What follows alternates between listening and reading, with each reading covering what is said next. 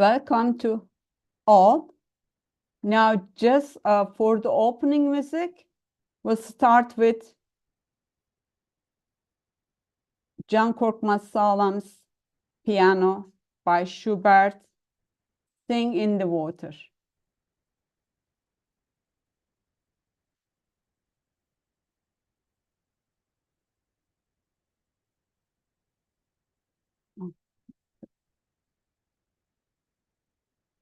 So just I lost the Sing in the Water.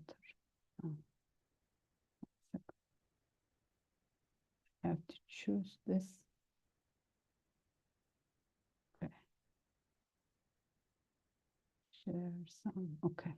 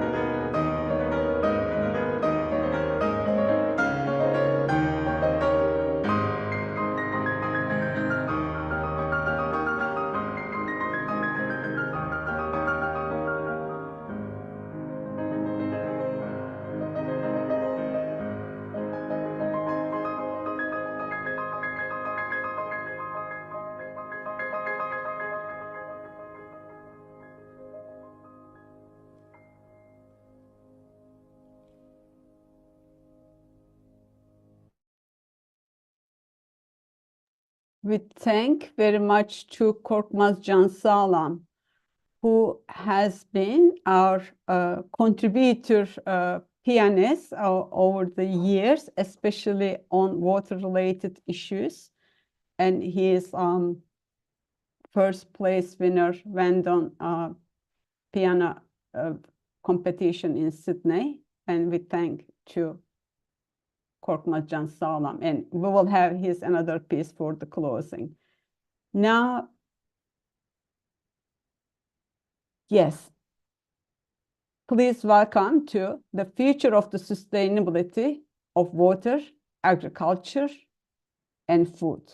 Water for Peace, titled the 4th World Water Day International Virtual Panel. Today's date is, for the record, March 24, 2024. I am Bircan Ünver, founder, president, and head NGO representative of the late Millennium Charitable Global Human Advancement Organization to the United Nations Department of Global Communications, and your host today. On behalf of the late Millennium Global, we would like to welcome our esteemed speakers, namely opening and concluding remarks by Professor Olcay Ünver, Arizona State University, former vice chair, UN Water, and member Water Policy Group. Also, he is a senior advisor at the UN FAO. And welcome to keynote address by Dr. Vinya Ariyaratne, Honorary President, Sarvodaya Movement, Sri Lanka, which is the oldest and largest grassroots organization in Sri Lanka. And our esteemed panelists are Professor R.M. Narayanan, Dr. MGR, Educational Research Institute, and IGIM Water Bank Project, India. Professor Yang Jianchu, I hope I pronounced it correctly, Huzhou Normal University, China. Dr. Dahlia Sabri, she is chair of the International Water Research Association and Egypt chapter and board member of IWRI. And we are expecting Mr. Ahmet Güney, hopefully he'll join us, co-founder Plant Factory Istanbul, and Mr. Toprak Emcılızlar, and he is pursuing a master's degree at Istanbul Technical University. And brief bios of the speakers are on the lmglobal.org. We will also post to the chat because we may not able to read the full bio, maybe a few lines. You will understand, hopefully. And for the intervention, Professor El Ramesh. And on behalf of the late Millennium Global, and I would like to thank our contributing organization, the Institution of Green Engineers, IGEN India, and President Professor El Ramesh, and volunteers, along with China Great Wall Society Director, Mr. Hunzan Wang. We are very excited to share with you all that this virtual program has received over 220 registrations. We thank and welcome to you all and every one of you from each part of the world. Before proceeding further, please kindly keep the mics mute except for the speaker at all times. Cameras should be on all the times, please. Please kindly acknowledge that this program will be edited for the late Millennium television series to be scheduled through local cable channels in the following months. So it will be very difficult to have all black. So we need to have your cameras are on. If time permits, we will call for 1 minute intervention followed by Professor Ramesh, followed by the panel section under the interactive session. Yes. You may also post your question or comments in the chat box, and we may select, or if time permits, we may read and ask you pose your question. Now, let's proceed with a brief excerpt from the concept note of this panel. This virtual panel aims to contribute toward water awareness, building water consciousness, and enhancing the general public understanding of the critical role and basic life form and appreciation of water in general. In connection with Water for Peace, the organization strongly thinks that without securing clean and affordable water and sustainable food for all, consequently, we cannot achieve the SDGs or world peace, which are not separable and tied one to another, such as skin and bone. Through this panel, each esteemed speaker will contribute from a different perspective in terms of country, team-related field, and expertise along with cross-cutting diverse issues. As the fourth annual World Water Day program of the late Millennium Global since 2021, the organization has been committed to contributing toward, in particular, to water awareness and water conscious aspects of the issue, as the water is life and water for life. To that extent, we are grateful to Professor Olcay Ünver, Arizona State University Vice Chair, UN Water 2018-2022, should be, member of the Water Policy Group and Senior Advisor, as you heard prior, FAO, who has encouraged us in 2021 and has been in the advisory board member in the organization's water-related program since 2022. Without delay, we are honored and privileged to have with us today Professor Olcay Ünver. And maybe a few lines. Professor Ünver is a global leader in water policy. He is currently a professor of Arizona State University and a member of the Water Policy Group.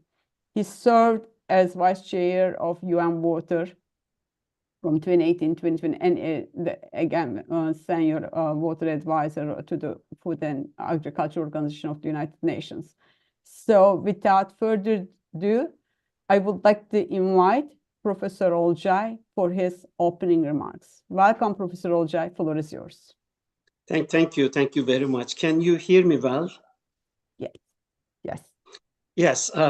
Thank you, Bircan Hanım. I particularly appreciate your commitment to the cause of water, and I'm very happy to support your efforts. And here we are for the fourth time celebrating the World Water Day. Ladies and gentlemen, distinguished participants, welcome to this virtual panel on the future of sustainability of water, agriculture, and food, Water for Peace. Water, the very essence of life, transcends all boundaries, nourishing our bodies, powering industries, and sustaining ecosystems. Today, we will talk about how water serves as a conduit for harmony, connecting communities and fostering peace. This lifeblood of our planet cuts across sectors like food, energy, health, and the environment, reminding us of our interconnected well-being. Today, we will examine water's critical role in sustaining our health, prosperity, and the very fabric of life on Earth, from public health to economic productivity, from food security to energy systems. A well-functioning and equitably managed water cycle is the linchpin of our interconnected world. Our well-being, prosperity, and environmental integrity depend on it. Water security demands cooperation that extends beyond political boundaries and encompasses all sectors. When we unite around water, we can balance everyone's needs for agriculture, energy production, and environmental conservation. Last year's UN Water Conference marked a crucial turning point. It highlighted the water and sanitation crisis and its impact on sustainable development, urging collaboration and action for a water-secure future for all. The 2024 UN World Water Development Report, Water for Prosperity and Peace, which was just unveiled, offers valuable insights into water's multifaceted role. I'd like to offer some highlights from its messages. Water equals abundance. It fosters prosperity by meeting basic human needs, supporting livelihoods, and driving economic development. Water underpins food and energy security while safeguarding environmental integrity. Social well-being through equitable water access.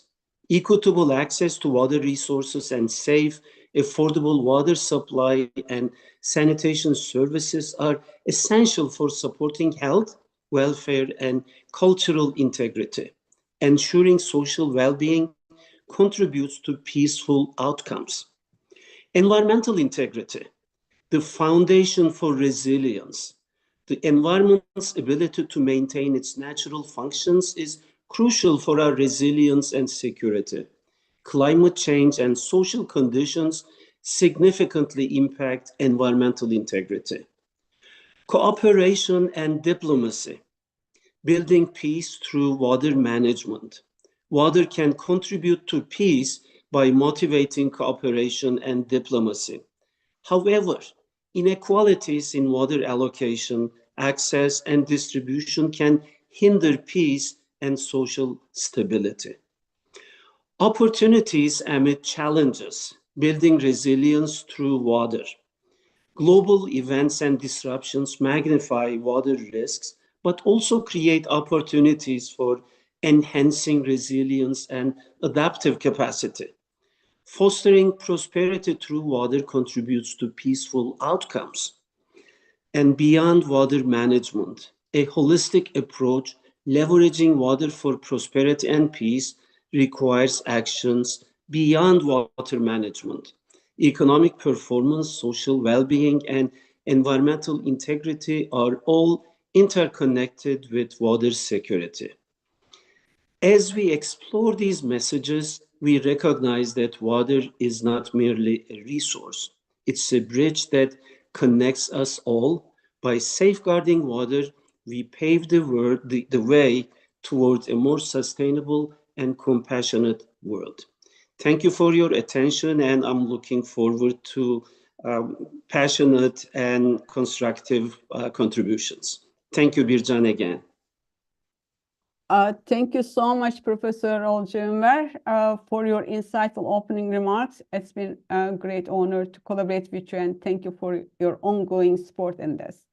Now we are honored and privileged to welcome our keynote speaker, Dr. Vinya Ariyaratne, MD, Honorary President of the Sarvodaya Movement based in Sri Lanka, the largest grassroots organization formed in 1958. And just as a brief intro, Dr. Vinya S. Ariyaratne serves as Honorary President of the Sarvodaya Shramadana Movement in Sri Lanka's most broadly embedded and long-standing grassroots community development organization. His leadership exemplifies a commitment to excellence in community and development, public health, disaster management, and fields related to local and global development.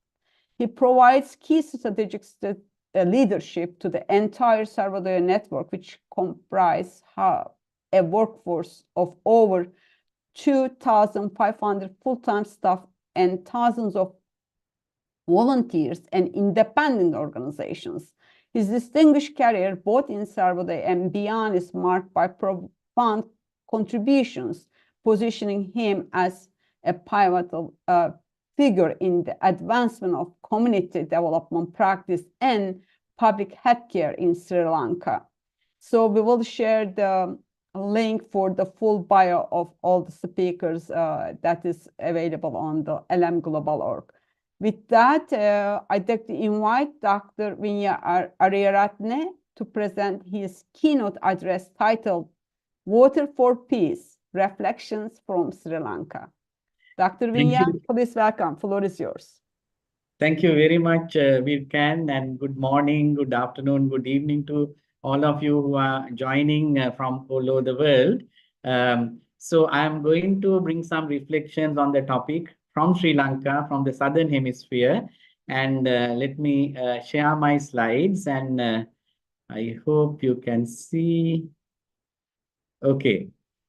So we will bring our own experience, but try to relate to the questions that have already been shared for this webinar, important webinar, when we celebrate the World Water Day. I come from Sri Lanka and represent the Sarvodaya movement. And Sri Lanka is a nation with a history of a hydraulic civilization which extends to 500 BC. One of the kings who built hundreds of reservoirs in Sri Lanka, water reservoirs for irrigation and other needs, said that not a single drop of water received from rain should be allowed to escape into the sea without being utilized for human benefit. It was said by King Parakramabahu the Great, who built one of the largest reservoirs in Sri Lanka, called Parakrama Samudra. So water resource management was a royal duty of the kings who ruled the country until the colonial invasion in the 16th century. There was this concept of Weber, Dagab, Gama, Pansala, or the tank, the reservoir, the stupa, which embodies the spiritual development, the village, the community, and the temple, again reflecting the spiritual dimension. So when you look at the role of water in culture, it's not just important for human survival, but Sri Lanka has a tradition of a culture in which water is regarded as a purifier, a life giver, a destroyer of evil, and a symbol of fertility. Of course, all cultures regard water as something very sacred and essential for human survival. Throughout history, cooperation to share water for all purposes have been the tradition in Sri Lanka. There have not been water conflicts as we have seen in the present times.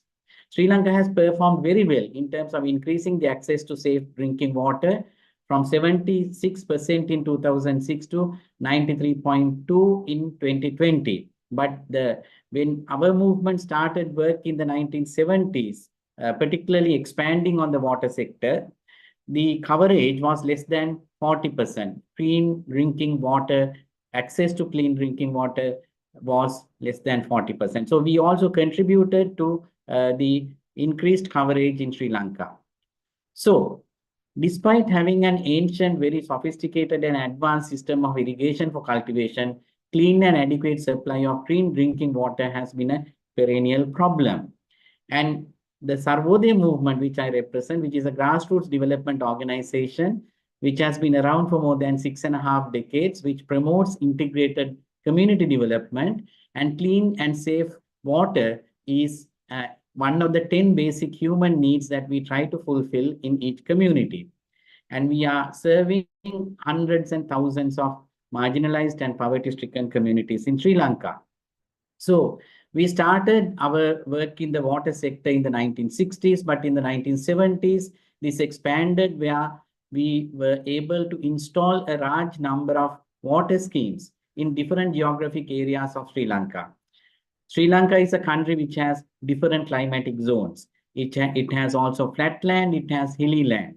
So we were able to come up with different technologies that was appropriate to the different geographic and climatic conditions in the country.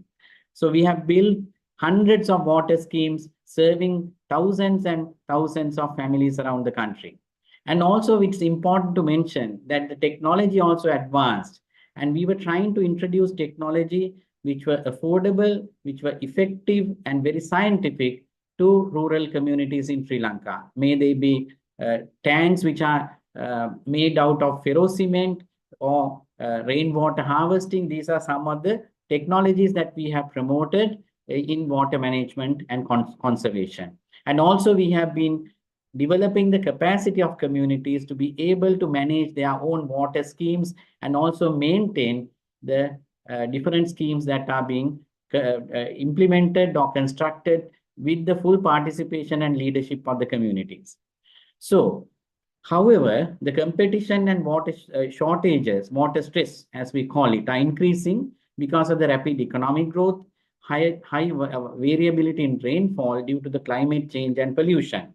So the other side of the issue with water is the disasters. So we have what we call hydrometeorological disasters, and Sri Lanka, being a tropical island, has consistently been placed among the top 10 countries at risk of extreme weather events by the Global Climate Index. So on one extreme, we have drought, which causes severe hardships of people in terms of accessing drinking water and water for irrigation and other needs. On the other extreme, we get a lot of high rainfall and causing floods, flash floods, and landslides, and so on. So we have to deal with both extremes. And Sarvodaya, as a national humanitarian and development organization, is in the forefront of providing even emergency services in situations of disaster. Then finally, impact on agriculture production and food security and nutrition. Past 4 years, it has been a very challenging time for Sri Lanka. We were suffering from the impact of the COVID-19 in 2020 and 2021. Then a serious economic crisis affected due to a variety of reasons, and we had a huge impact on the nutrition of our people, particularly the most vulnerable sections of our community, the children, the elders, the pregnant mothers, and so on. So it's also directly connected to the climatic changes that are happening, because the cultivations are now affected by the both extremes of drought as well as floods. So when you look at water conflicts, up until recent times, there hasn't been major conflicts related to water in Sri Lanka.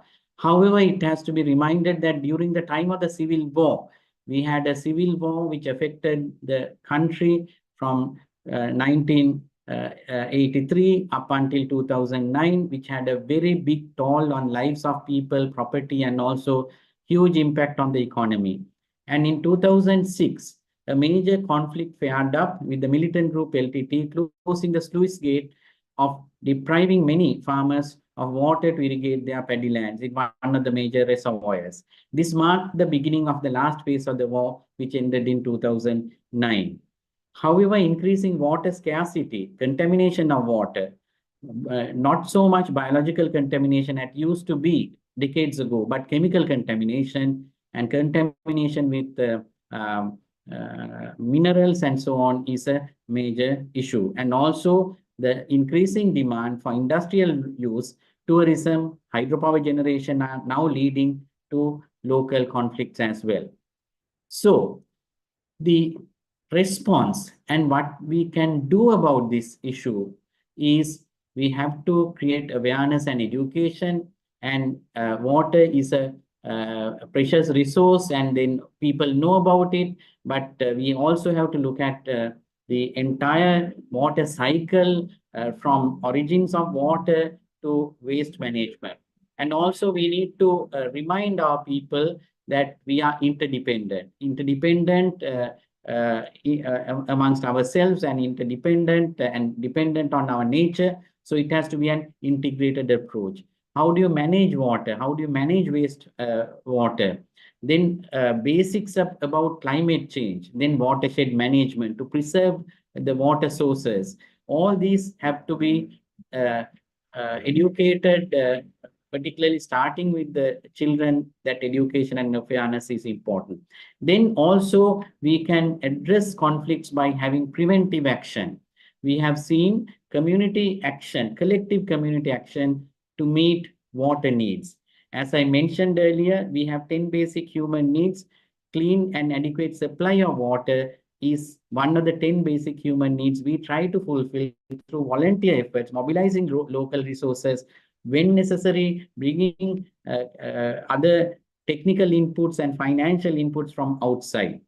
Then also community-based organizations play a very important role in order to manage their water sources, water systems. The community-based organizations have to come up with sustainable management systems, and we have to develop the capacity. And we have done that in hundreds of communities in Sri Lanka. Then also, without some conflicts really flaring up and spreading, we need to have community dispute resolution mechanisms. And those are very, very vitally important in in addressing or preventing conflict at the local level, which can also scale up and go and affect the other communities as well. Finally, the governance is very important, the role of state and local government bodies, because there has to be certain laws and there has to be certain support and guidance also given by the government, by the state. And also the community-based organization should be having enough power and authority, and particularly the role of women. Women carry the biggest burden when it comes to water shortages. They are the ones who carry water many miles to attend to their domestic needs. So there has to be this gender dimension also handled, and the community-based organizations are usually they are run by women leaders, and preserving the community-based organizations and their space to operate is very important. Then we should also get the communities to come together. Here, what you see is a multi-ethnic community where they were working together to build a water well, a drinking water well. And here, when people participate together, they really are able to bring the community together, because they are fulfilling a basic need. And also, it's a need that every community, regardless of your ethnicity, regardless your your religious background, you have to have that need fulfilled. And when you work together, shedding aside your differences, it also brings together, and they value something that is kind of a social capital in the community. So we also have to look at the larger ecosystem. So watershed management is important. And here I put this photograph of our young volunteers.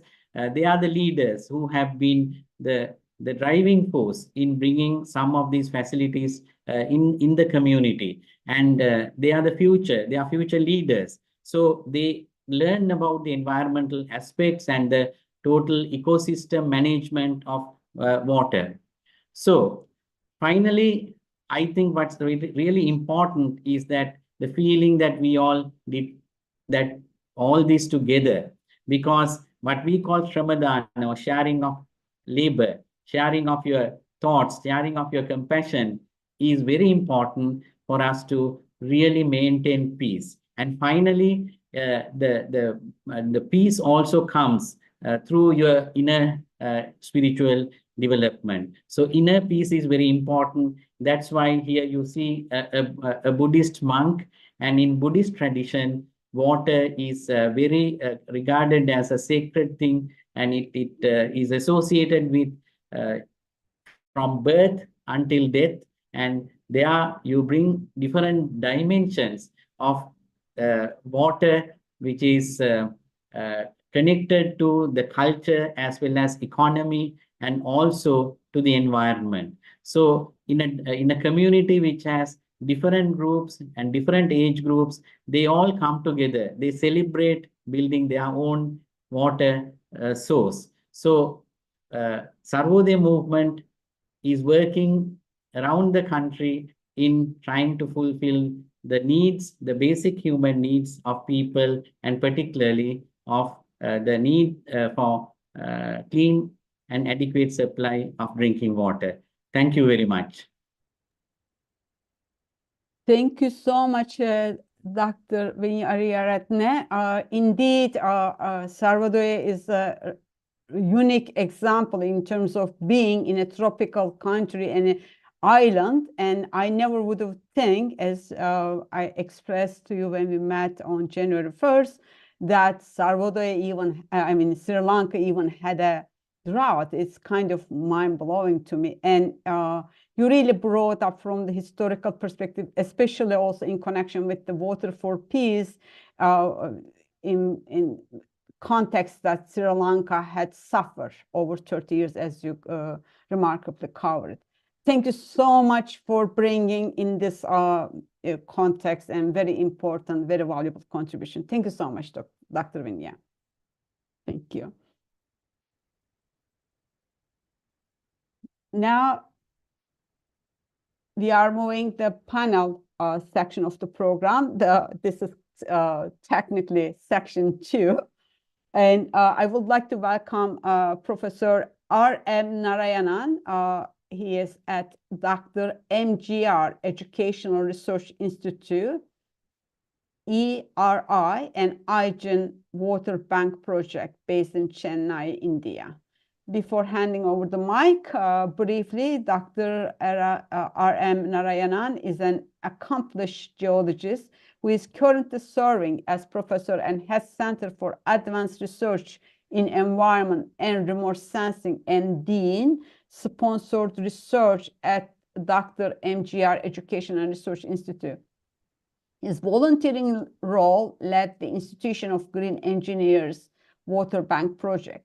Throughout his career, he has completed several research projects with various government organizations during the drought period in Chennai. One of the important projects was carried out for CMWSSB, and his project had to provide water supply for at least 30 MLD to 60 million people for 100 days. His longer bio is available through the website, and we'll share the link through the chat. And no further ado, Professor Narayanan, please welcome. The floor is yours. Thank you very much for your introduction. On behalf of Dr. MGR Education Research Institute, I thank the opportunity provided by Millennium for this UN program, Water for Peace. I take the opportunity to present myself on the topic of opportunities and challenges in sustainable water use and management. Next slide, please.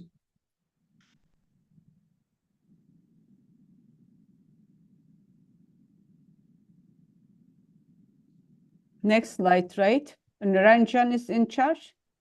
Yes. Okay, water is a nectar of life. Life requires water to exist on all planets. One can survive without electricity and food for weeks, but can't survive without water. See, where are we heading? See, important picture is represented here, depicted here. In our childhood days, we have wasted so much of water, and we are now starving for water, a single drop of water. So we need to preserve the water for our future generation. That is what the sustainable goals of United Nations, guide us to preserve the water for our future generation. You can see that the umbrella is kept upright in the first position, and then now we started saving the water through a container in the backpack. Okay, next slide, please. So India has 18% of the world population. However, we have only 4% of water resources available of the world data sets. So India's water table is declining across most of the regions. India has 28 states and 8 union territories. Groundwater is contaminated with toxic elements like fluoride, arsenic, mercury, and uranium. So major reservoirs have fallen 21%. Hundreds of several small rivers are disappearing permanently. Perennial rivers are stagnating, affecting water availability and water quality. According to Niti Aayog report, we stand 120th among 122 countries in terms of water quality. So we need to focus on water quality. That is the emphasis I want to present in this Water for Peace conclave now.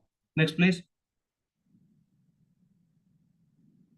So in this talk, we are going to discuss about what is the domestic usage, industrial usage, institutional usage, agriculture usage, and how water is utilized for our human livelihood.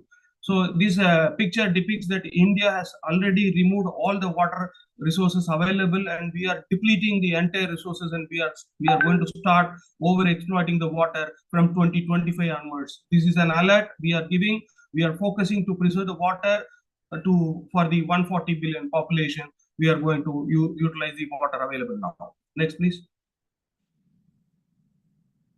So even you may think about wasting a small slice of bread. We are wasting 40 liters of water. 1 kg of rice production, we require 3,400 liters of water. For 1 kg of red meat, we require 15,000 liters of water. 1 apple consumes 70 liters of water. And then 1 minute, if you open the shower, it will waste 9 liters of water. Once the water is wasted, We cannot rejuvenate or replenish the water unless we utilize or recycle or reuse that same. So for a for a cotton t-shirt, it requires 2,700 liters of water. For a pair of jeans, we require 8,000 liters of water. For a sachet of tea, we require 35 liters of water. For a cup of coffee, we require 140 liters of water. For a cup of milk, we require 1,000 liters of water. For producing one egg, we require 135 liters of water. So a common human person or human being require 5,500 liters of water. It is very alarming. We are moving towards the waterless world. We need to preserve the water. See, we have to look at the statistics right now. In urban region in India, we consume almost 150 liters of water per person, and in rural areas we almost 70 liters per of water is consumed by the human community in India. So it is in 2020 it is almost going a double or a 1.5 times it is enlarging. So that is what we wanted to focus. Next slide, please. Next slide. So institutional water requirements like hospitals, hotels, previous. Institutional water requirements like water requirements from the hotels, hospitals, and then schools, railway stations, airport, cinema halls, and then office premises uses 450 to almost 45 liters of water requirement per person. And the manufacturing industry consume more and more water. That is why all the manufacturing industries are visiting India for utilizing the resources now. We are in India, we are only utilizing 5% for industrial uses. So 40 kiloliters of water for manufacturing one car. And brewery industries like liquor industry, 1 liter per kiloliter of alcohol requires almost 170 kiloliter. And then similarly for fertilizer production, ancient days we utilize organic fertilizer. Nowadays we started utilizing the manufacturing the fertilizer from the chemical industry, which require huge volume of water. We need to be focused on these aspects. The technological innovation should be focused on more on ancient and traditional ways.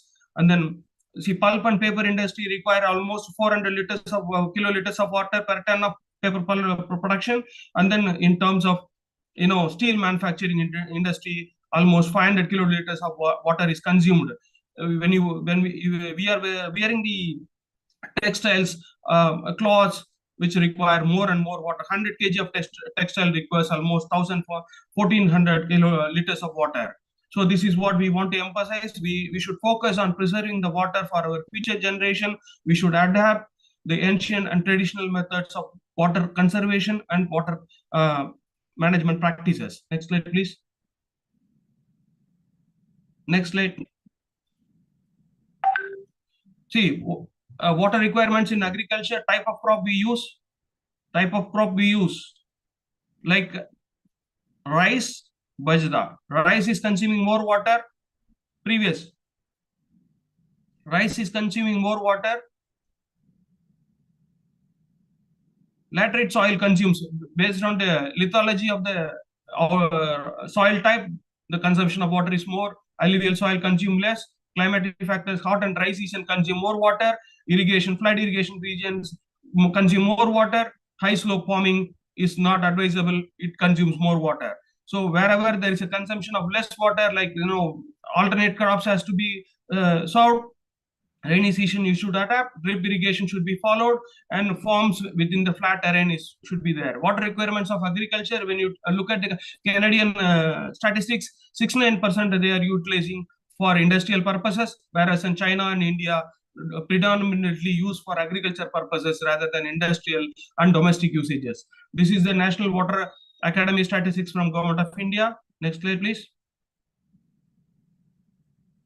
Next slide. So in this graphical representation, we have presented the methodology.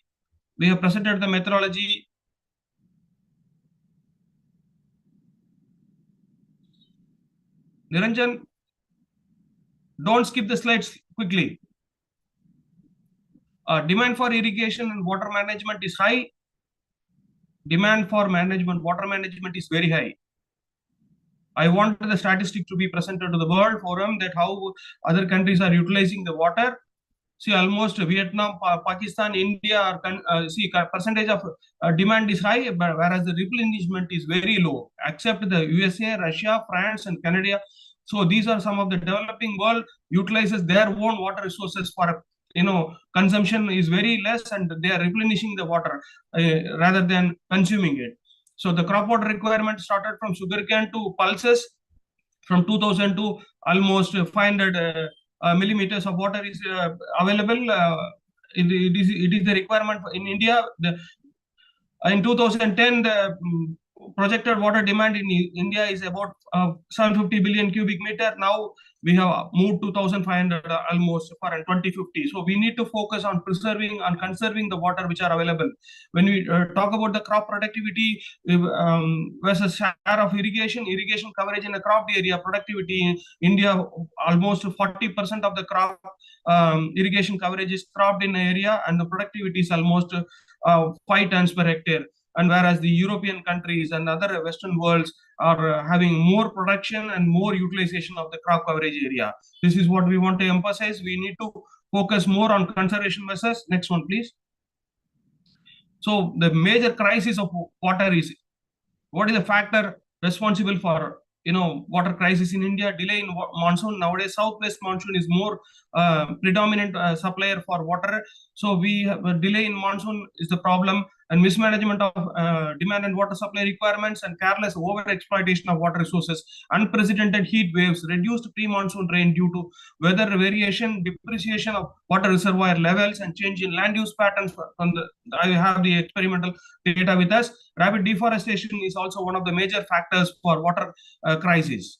So we need to focus on solution to prevent these important crises which happen not only in India, all over the world. We need to focus on the climate patterns and how to improve the water conservation measures. Next one, please. So the water stress is about 54% in India, all over the 28 states and 8 union territories. 16% of the country is drought prone, 50% of the people is exposed to drought, and 68% of the people who sowed the crop agriculture, do the agriculture, are already into the drought prone. And then see, India is getting the rainfall only 100 to 120 days, that too in the southwest monsoon. And 35% of the monsoon provides 750 to 1,200 approximately 1,200 mm of rainfall, and 33% of the region receives less than 750 mm of rainfall in an annual period. India utilizes the water availability for 85% for irrigation, and then domestic 6.3%, and others 6.5%, industrial 1.3%, and energy production we utilize 0.3% of water. This is the statistics from the Central Water Commission of Government of India. Next slide, please. So the status of groundwater level in India. So what happened? See, India has a huge water resources. When you compare the water depth to the water table is very less. In 1994, we started going deeper and deeper for water mining. We started doing the water mining from 1994 onwards. Almost the entire India is under depletion level. That is what we depicted in the previous picture. This is data from India WRIS from the Ministry of Jal Shakti. Next, please. So some of the case studies carried out in MGR and in terms of Indian studies reported. Next, please. So the overexploitation caused in the Pondicherry Union Territory, the seawater has included towards 14%, 14 kilometer, almost 14 kilometer. The seawater has included, the freshwater sources got affected because of the saline nature of the water which comes from the seawater. This is a study carried out by MGR Education Research Institute in collaboration with the Central Groundwater Department, and we modeled the region, simulated the study, and we found 14 kilometers is getting affected because of the inland movement of the seawater. That is, the seawater is getting intruded. And it is reflected in the electrical conductivity of the data collected from the wells, and which consist of 3 different layers of geological formation: alluvium, tertiary, and Cretaceous sedimentary formations. So next slide, please. So integrated marine water quality index, not only we focus on the terrestrial waters, we focus on the ocean waters. We also tested the water quality like, phosphate, nitrate, ammonia, dissolved oxygen, pH, chlorophyll, sea surface temperature, and total suspended matter available within the ocean. And we found that certain regions like in the open belt, in the estuarine mouth portion, we got the poor water quality with a score of 280 to 320. So this is one study which we have carried out for the Kadalur and Pondicherry coastal region. Next, please.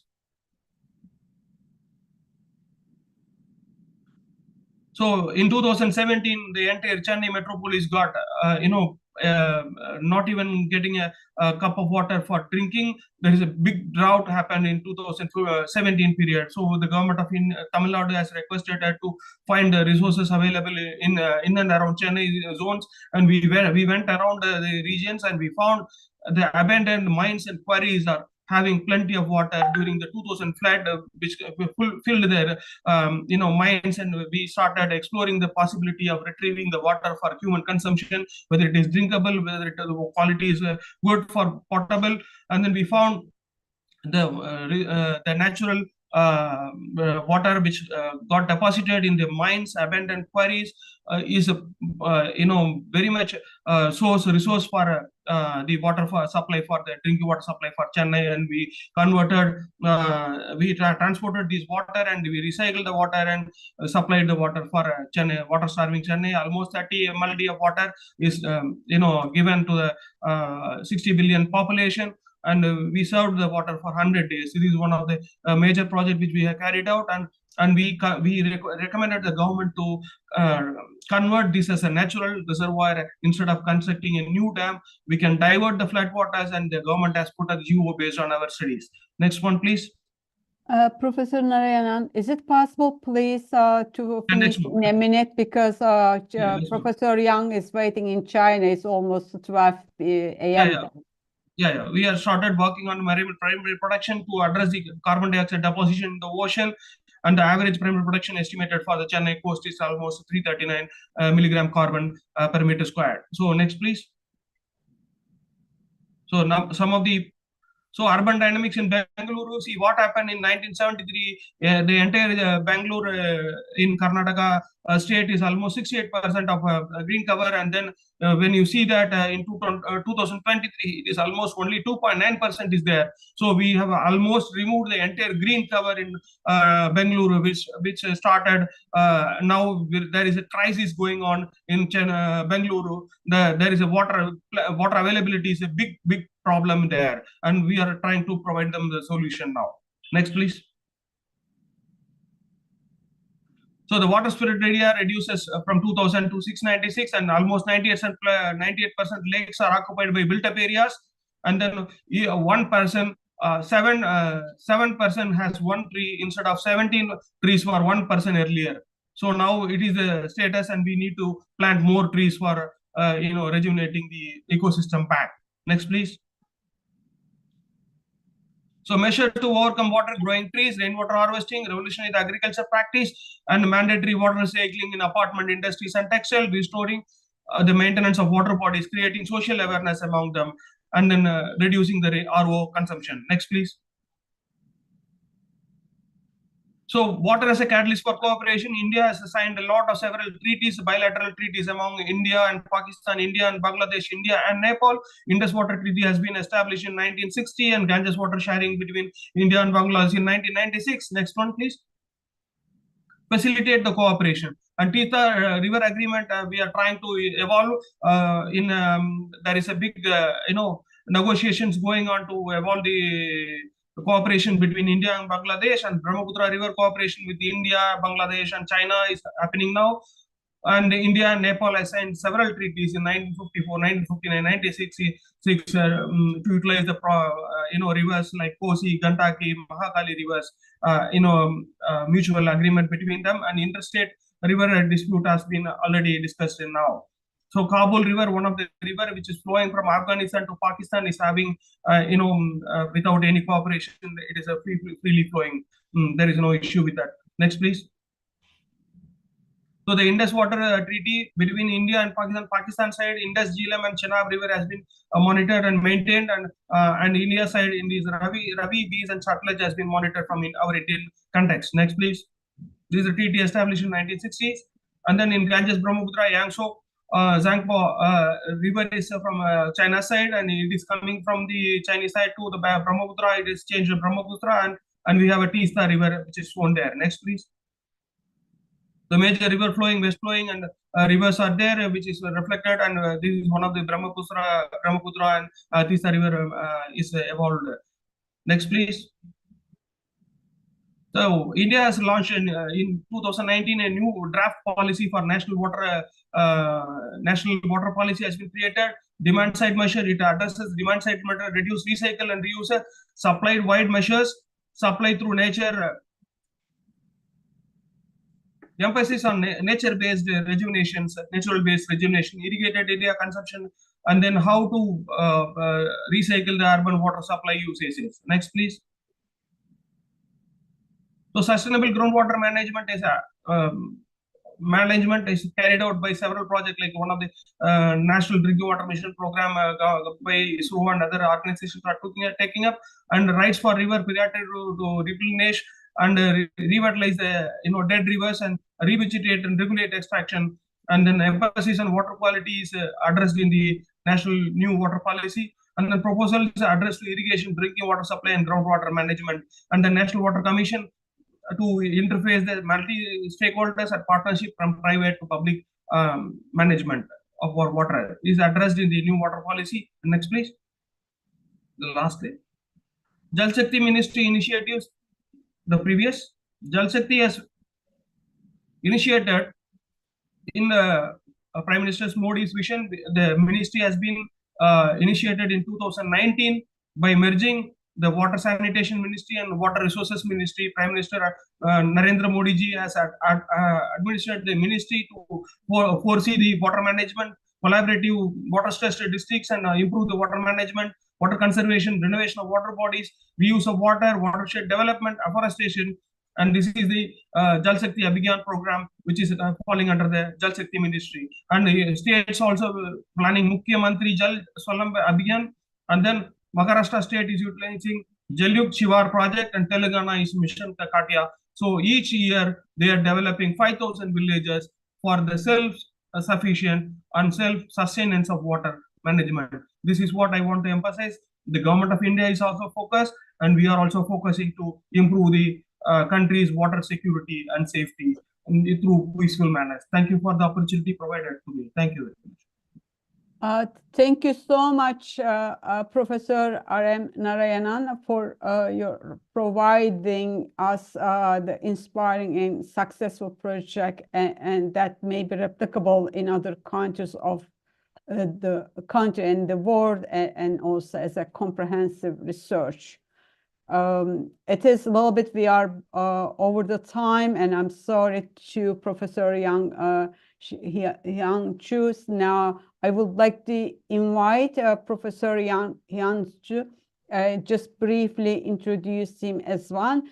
Professor of the Two Mountains Concept Research Institute at Huzhou Normal University and founder, President, Millennium Ecological Environmental Protection Federation in China.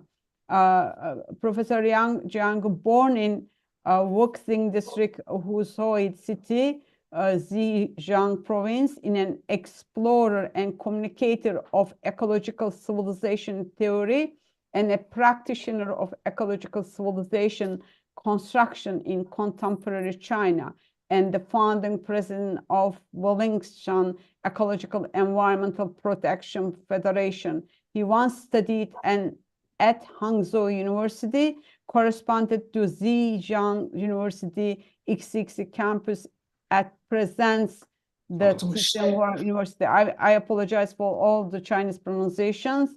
And yes, for the full bio, please see the website. We will share the link. Yes, Professor Yang, welcome, and floor is yours. Professor Yang and his secretary will cooperate to deliver the speech. Ladies and gentlemen, good morning. I'm Yang Jianchu from the Institute of Sustainable Development at Huzhou Normal University, Zhejiang, China. I have been engaged in theoretical research and practical advocacy in the fields of ecological civilization and environmental protection. I'm delighted to have the opportunity to attend the 4th annual conference of World Water Day organized by the Light Millennium, where we will discuss the theme Water for Peace with friends from around the globe online. This week marks the 37th China Water Week, with the theme Carefully Manage and Make Good Use of Water Resources, strictly and carefully govern water resources. Water is the source of life and crucial for human survival. Currently, on one hand, humanity is facing water scarcity, while on the other hand, over 420 billion tons of various types of sewage are discharged into rivers, lakes, and seas globally every year. In response to this situation, my hometown of Huzhou City, Zhejiang, China, has vigorously promoted environmental protection efforts, ensuring that our living environment remains characterized by green mountains and clear rivers. My hometown, Huzhou, is named for its proximity to Taihu Lake, the third largest freshwater lake in China. It is the birthplace of President Xi Jinping's concept of lucid waters and lush mountains are invaluable assets. Huzhou is also the birthplace of beautiful countryside and a pioneer of green development.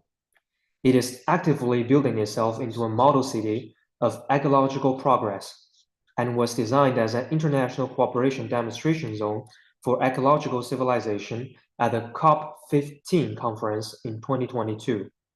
Beautiful China, dynamic Huzhou has become a well-known urban brand both at home and abroad. Over 700 years ago, the poet Dai Biaoyuan wrote the poem Mountains Gather in Clusters from Tianmu. Water flows alongside Taihu, dividing into ports. Traveling across the beautiful line of Jiangnan, life is only suitable for residing in Huzhou.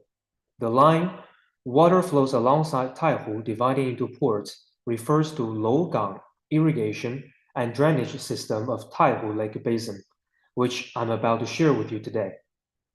In ancient times, the southern shore of Taihu Lake was a marshland and mudflat area unsuitable for human habitation. More than 2,300 years ago, the ancestors of Taihu Lake began to build embankments and dig channels to drain the water in the areas along the lake. About 1,700 years ago, people excavated Lougang on the mudflats of Taihu Lake, separating the water and soil, and new land began to emerge. The excavated mud was piled up around, forming embankments resembling city walls, which people called way. Water flowed outside the way, and fields formed inside, creating the Lougang irrigation and drainage system of Taihu Lake Basin. Since the 11th century, our ancestors, during the construction of the Lougang Water Conservancy project, creatively piled up the excavated soil from the riverbed. They planted rice in the fertile fields and mounds, bred aquatic products in the low-lying marshes and ponds within the fields, and raised silkworms to feed on mulberry leaves on the banks of the ponds. They used silkworm waste to feed the aquatic animals and utilized the sediment from the water as a fertilizer for rice fields, vegetable plots, and mulberry. This created a sustainable ecological agriculture system known as raising fish in the ponds, planting mulberry trees along the pond banks, using mulberry leaves to feed silkworms, feeding silkworms waste to fish, using fish waste to fertilize the ponds, and using pond sediments to fertilize mulberry trees. The system has virtualized the picturesque landscape of the southern Taihu Lake region, known as fields and ponds extending for miles, and has nurtured Huzhou, a prosperous town known as the land of fish and rice and the silk capital. The formation and development of Logan polders and mulberry fish ponds explains the successful practice of ancient ancestors of Taihu Lake in understanding, respecting, and harmonizing with nature, as well as in transforming and coexisting harmoniously with it. They elucidate the social function of water conservancy in reconciling human water conflicts and serve as a scientific model for circular economy and ecological agriculture. These practices have extremely high ecological and economic values. On November 8, 2016, during the 67th Executive Council of the International Commission on Irrigation and Drainage held in Chiang Mai, Thailand, the Logan irrigation and drainage system of Taihu Lake Basin was included in the list of World Heritage irrigation structure. On November 27, 2017, the mulberry fish pond system in Huzhou, Zhejiang was included in the global important agriculture heritage systems by expert review of the Food and Agriculture Organization of the United Nations.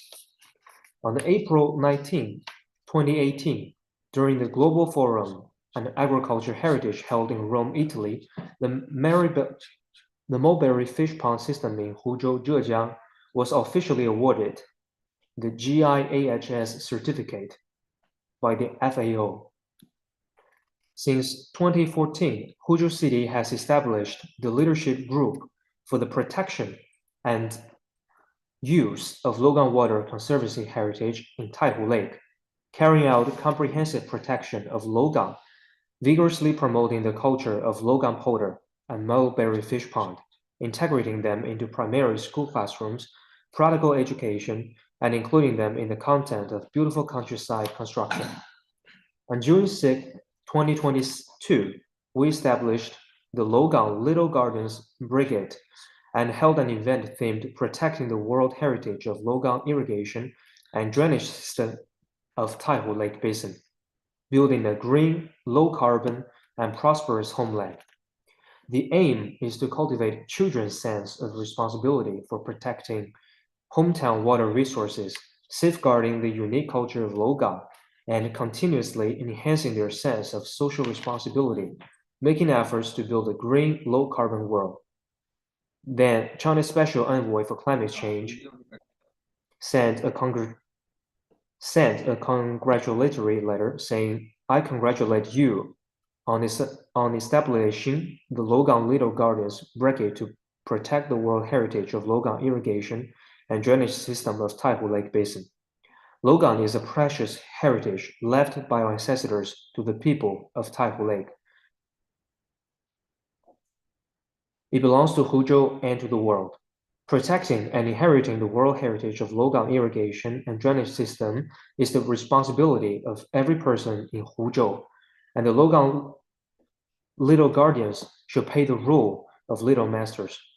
I hope you will study ecological civilization knowledge seriously, cultivate good habits of love nature, conserving resources, and protecting the environment from an early age, and let the concept of green development take root in your hearts and become guardians and builders of a beautiful homeland where you grow up. Salute to you all." This was given by a speech by the Xie Zhenghua in the congratulatory letter.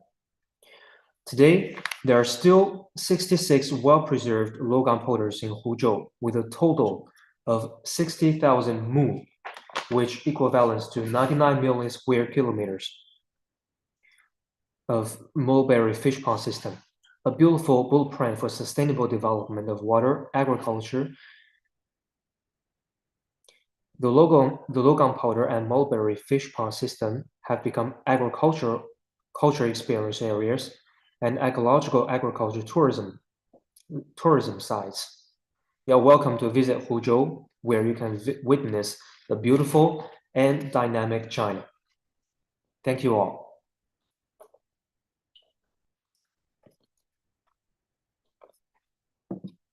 Thank you, Professor Yang Changchu and his assistant. It's a wonderful presentation. And also, this is indeed an international panel we heard from Professor Olcay. He's based in Arizona, Arizona State University. We heard from Dr. Vinya Ariyaratne, based in Colombo, Sri Lanka. We heard from Professor Narayanan, based in Chennai, India. And we heard also Professor Yang, based in China. Now, we are moving to our next speaker, who is based in Egypt. So I would like to invite Dr. Dahlia Sabri, Chair, International Water Research Associate Egypt Chapter and board member of the International Water Research Association. Dr. Sabri is an advisor in water resources engineering and holds a PhD in water resources engineering from the University of TU Berlin, Germany, a Master of Science in Water Resources Engineering from Lund University, Sweden, and a Bachelor of Science in Civil Engineering from Cairo University, Egypt.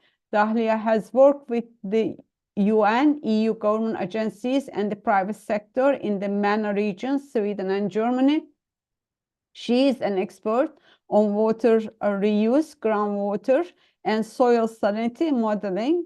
And please also see longer bio through the link in the chat. And I'd like to welcome to Dr. Dahlia Sabri. Dr. Dahlia Sabri. Thank you very much, Prashant. Hello, everyone. It's very nice to be with you today.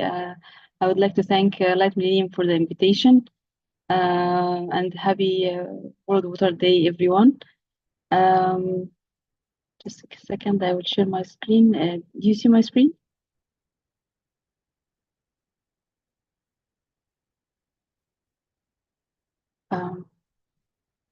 Yes, now.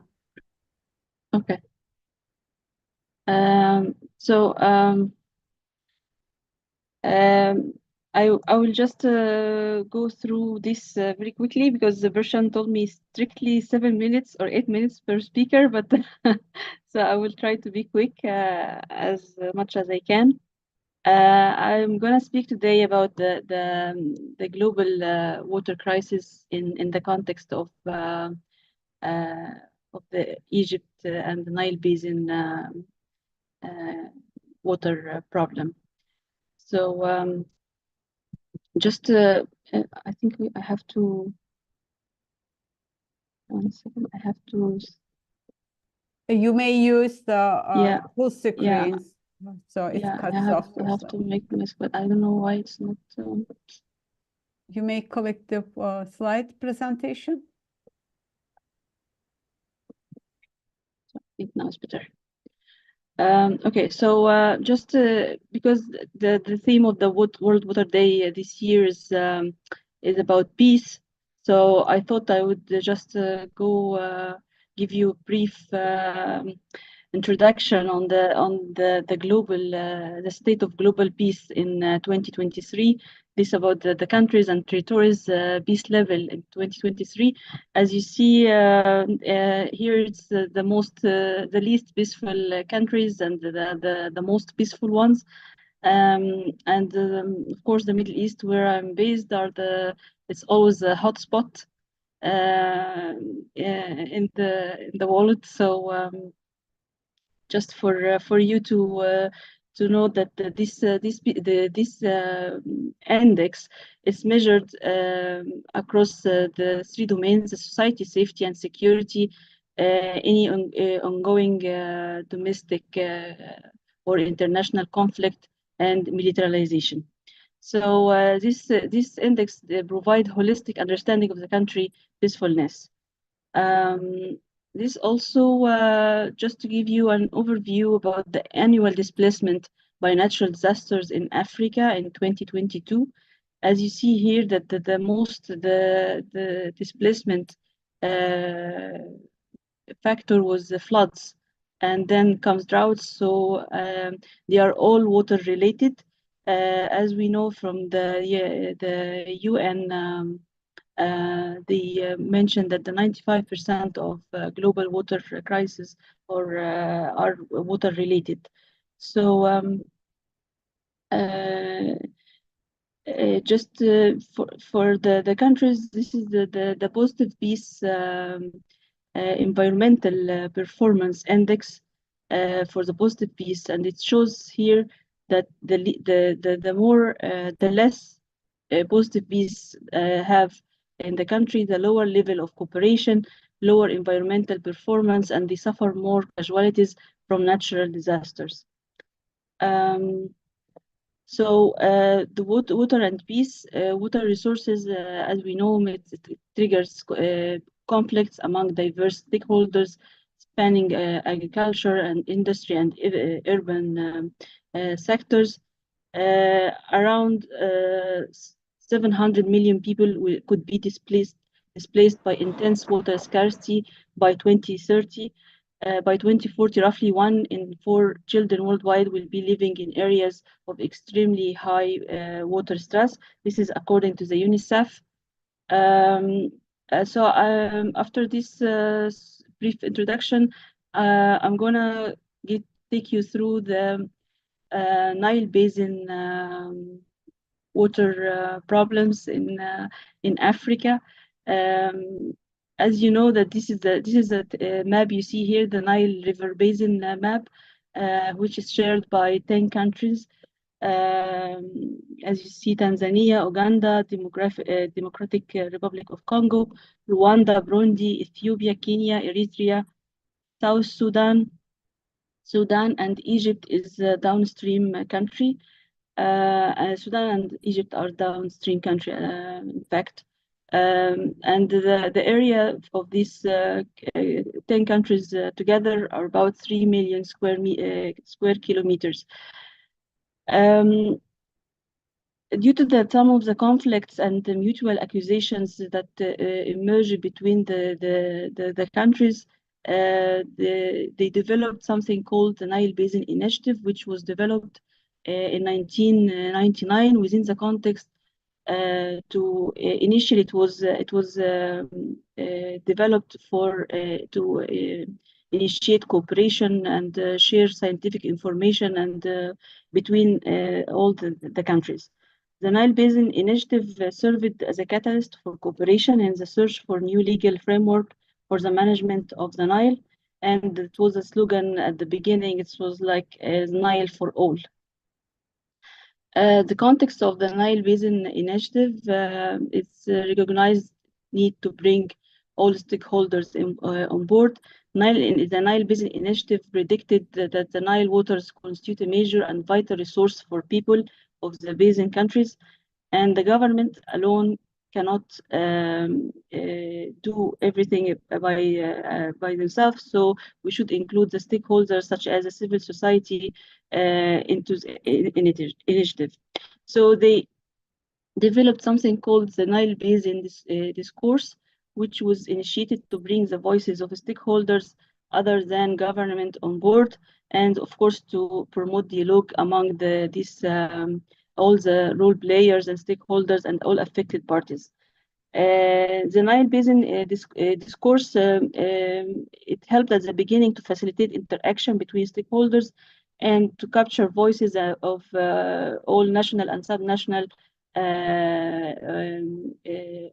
and local levels on issues of poverty, food security, all the economic and social human rights and threats, which is posed by environmental degradation, and of course it is related to the Nile water.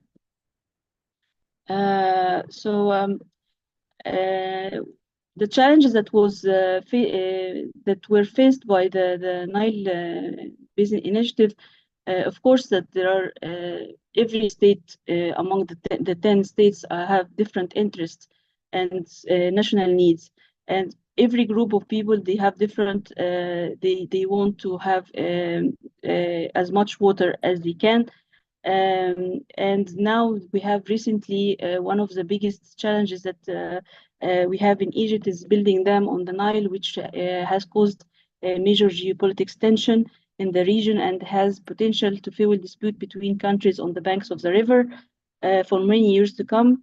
Actually, the Ethiopian Grand Ethiopian Renaissance Dam, GERD, was built by Ethiopia on the Blue Nile River, and it has created since then the tension between Ethiopia, Egypt, and Sudan, which has, as I said, the downstream countries and mainly rely on the Nile water. I can tell you that 90% of the water, Egypt water resources come from the Nile.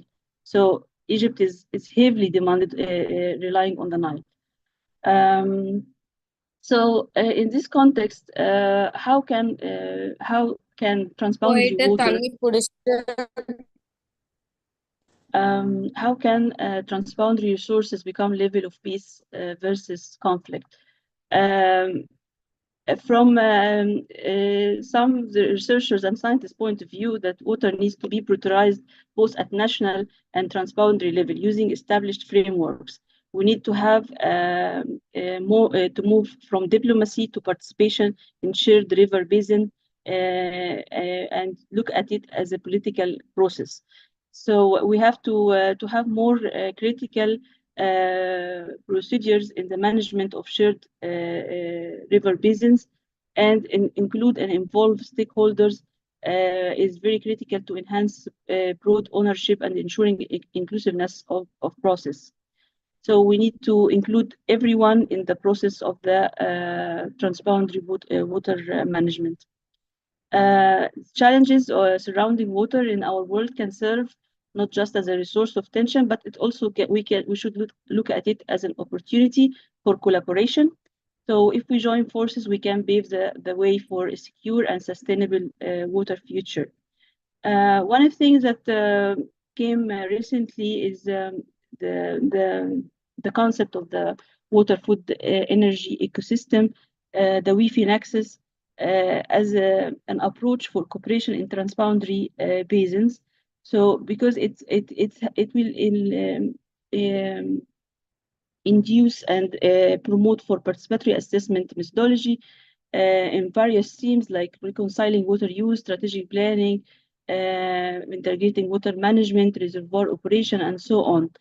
So it will also promote for regional dialogue, like have virtual meetings with experts on the nexus solution and investment in the Nile Basin. It also will, the Wi-Fi nexus approach will promote the adaptation and mitigation for climate change, renewable energy planning in the Nile Basin, and also the financial of cooperation and projects. As you know that we all, basically we share the same water, we share the same needs for the food and water and the energy and the ecosystem together. So we should share this. We have a shared environment, so we should work together on this on the same goal. So I don't know if I have still time or not, but I can just go through this quickly. That Egypt has developed a flexible dynamic vision, which is called Egypt Vision 2030, in order to summarize all the strategies and goals that are intended to achieve and support the achievement of SDGs by 2030. And we keep in mind the principles of the international water law, which is principle of prevention of no harm, principle of reasonable and equitable utilization of the resource, and principle of cooperation. I don't want to go through this, but anyway, this is one of this also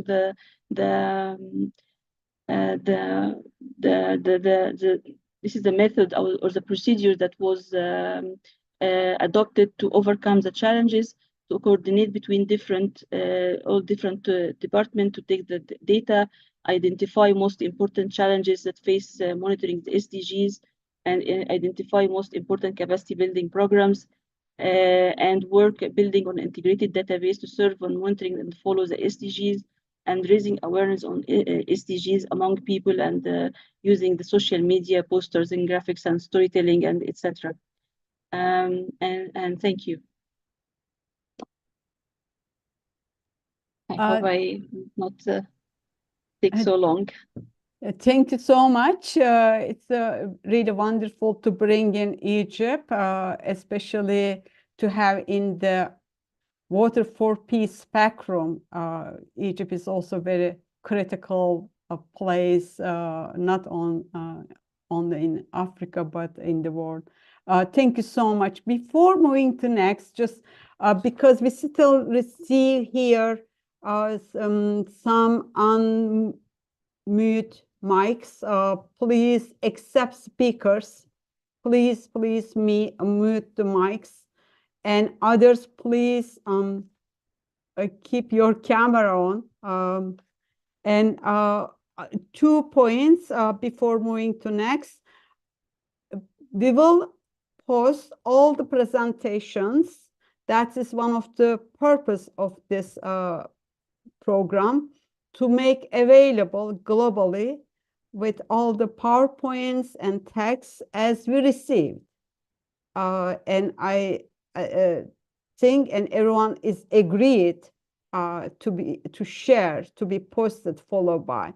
So if you miss any part of it, so please be in touch with us, and also we will announce it, share when each of them posted online. And another point is, I mentioned before, I'd like again mute the mics. I'm sorry, I have to say it, because when I hear it, especially when the speaker is presenting, really it's not good feeling. And then cameras are on. So and also taking this an opportunity, I'd like to thank to all attendees, because we really receive great interest, and from diverse NGOs, civil societies, academicians, private sectors, and friends and students. So we appreciate your attention and time. And thank you, Dr. Sabri, again. And we, I hope something is not bad happen. The reason I invited Ahmet Güney Plant Factory, because we visited his plant factory with Turkish version of the Turkish organization Işık Bin Yılı, and it is amazing. And it's really how with the little water and no, of course, field necessary in terms of decay, architecture, agriculture, urban agriculture. And we took the pictures, were all in pink. So he was excited, and he wrote me last night that he's working on his presentation and he's not with us. So I am really worried, because he is the one, he is excited and he likes to present, and also he was with us in November at TÜYAP. Again, it was on water and agriculture, food, sustainability of water and food. So I am sorry, apologize. This is really for me, one of the missing point, but I hope that you will understand. And once I find out, I will share with you all. I hope nothing bad happened to him, because again, he is really a professional person. He wouldn't do it just, just for nothing. So let's hope that nothing bad happened. So with that, I'd like to invite Mehmet Toprakçılızlar. He is still studying his master degree at the Istanbul Technical University. And I think Toprak, I kind of try to speed up the process. Could you please, yeah. Toprak Cılızlar is highly motivated and ambitious researcher who has recently pursued education and knowledge throughout his life. He completed his primary, middle, and high school education in Adana before earning an undergraduate degree in molecular biology and genetics from Istanbul Technical University. Recently focused on sustainability during his participation in the Solar Decathlon 2022 Europe competition. So also please see detail in the link in the chat. And welcome to Toprak Cılızlar for his presentation. Actually, our collaboration with Toprak, this will be third time, and we'll hear from him. Floor is yours, Toprak. Thank you so much for your invitation. Because I want to be quick, so I want to directly go to my presentation. Hi everybody, I'm Mehmet Toprak Cılızlar. Today I am gonna talk about the Team Deeply High house. A Team Deeply High is one of the participants of the Solar Decathlon Europe competition. In the final stage of this competition, we built the house which we designed and operated for 25 days. So I want to answer this question through our design, how we can transform all existing infrastructure of wastewater resources toward reuse for cleaning and agriculture in all sides of the residential houses, etc. Yes, because first time in the history of the Solar Decathlon, they asked to renew an existing house instead of bringing a new one from the scratch. Also, we develop our concept by considering a holistic approach, especially urban, suburban, and rural relation. At the end, it shall lead to clear implementation concept and design construction guidelines for further project with different boundary conditions in various cities and countries. So, our design has three general design parameters. One of it, circularity. Circularity. All living things need water and food. The requirements need supply. Supply needs production. Production needs sustainability, and sustainability needs circularity. So we have to close the circle. Also, to be sustainable, we have to change our habits. Like we have to rethink first. We rethink first, refuse, reduce, reuse, repurpose, repair, recycle, what we have actually. The last one is the finally fit for purpose point of view. The water we need adjust our water usage. For this, fit for purpose principle can be applied because each water has different level of quality. For example, fresh water and tappable or drinkable water, they have different level of quality. Also, wastewater is also different quality of level of quality. Because of each water has different level of quality, and our usage needs a different level of quality. So we have to adjust that. So we have to adjust that, what we need and how we can meet these needs based on what we have. See, in here, these pictures represent our design.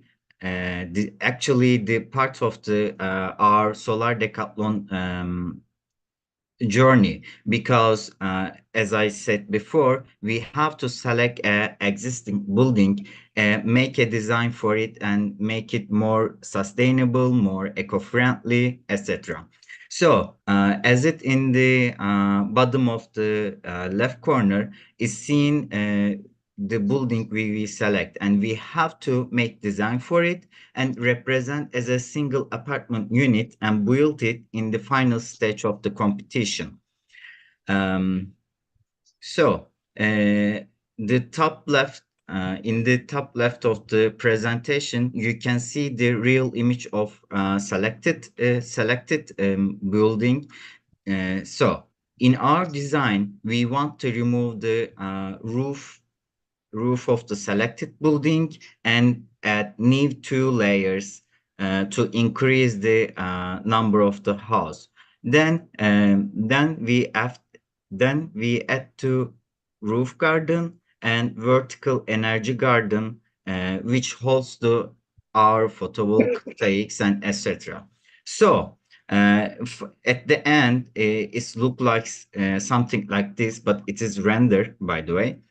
So we try to make connection with nature, create space not just for us, but also other living things. Also, locally produce food, lower our water and carbon footprint, and also lower our energy requirements.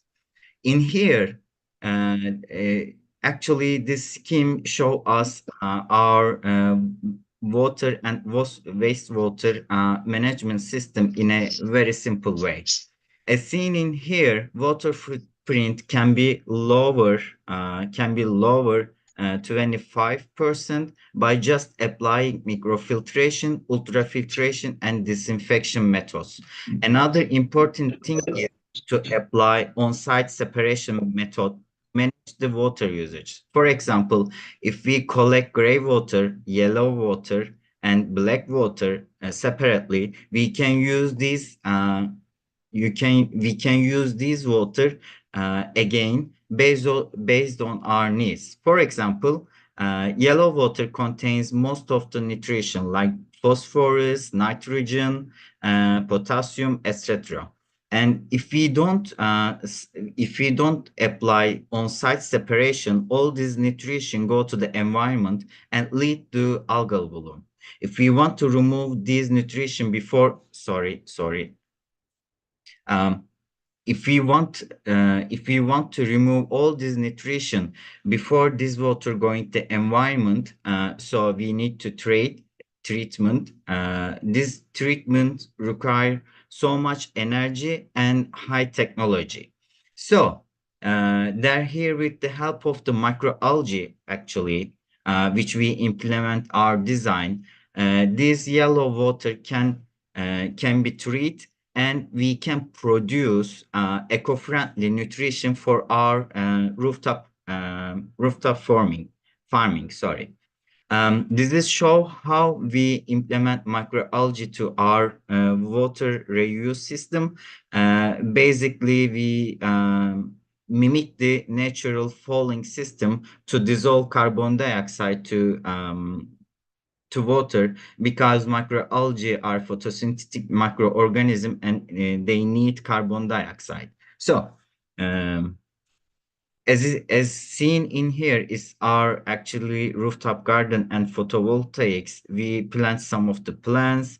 It is not seen very well, but there is a aquaponic system and there are some compost system, our photovoltaics and our plants. This is show actually integrated water and food management system which we are trying to make happen in solar decathlon competition through our system.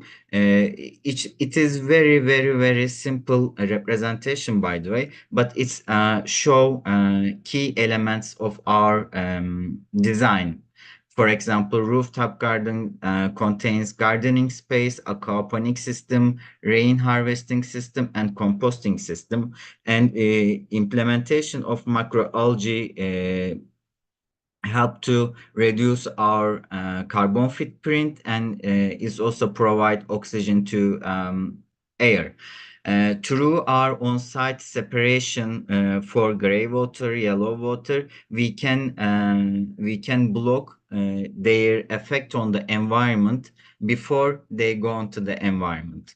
Thank you so much for your listening.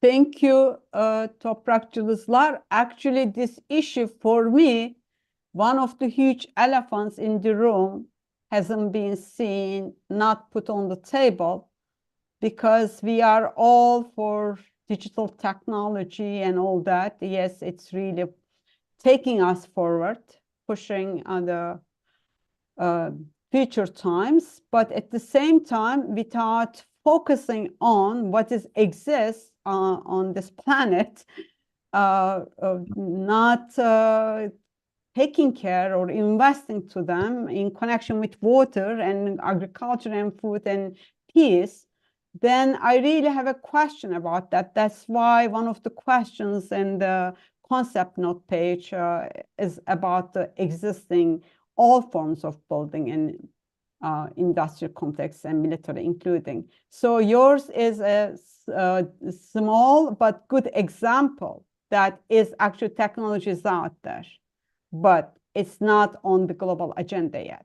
Thank you so much for your wonderful contribution in that context.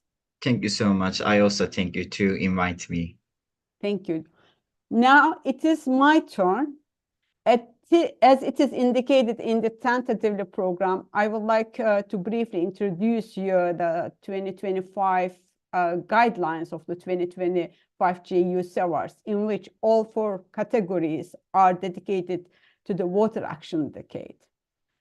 This is a call to high school students for entries of the 2025 JUC Media, Research, Writing, and Innovation Awards, which is posted on the LM Global.org website as work in progress. JUC Award is a biennial international project, once again for high school students by the late Millennium Charitable Global Human Advancement Organization.